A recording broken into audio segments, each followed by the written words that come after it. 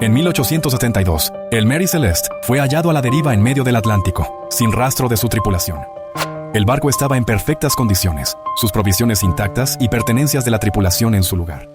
No había señales de lucha ni daño alguno que explicara la desaparición de quienes iban a bordo.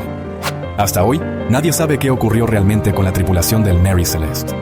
El misterio ha despertado innumerables teorías, pero ninguna respuesta concluyente. ¿Qué crees que pasó con la tripulación?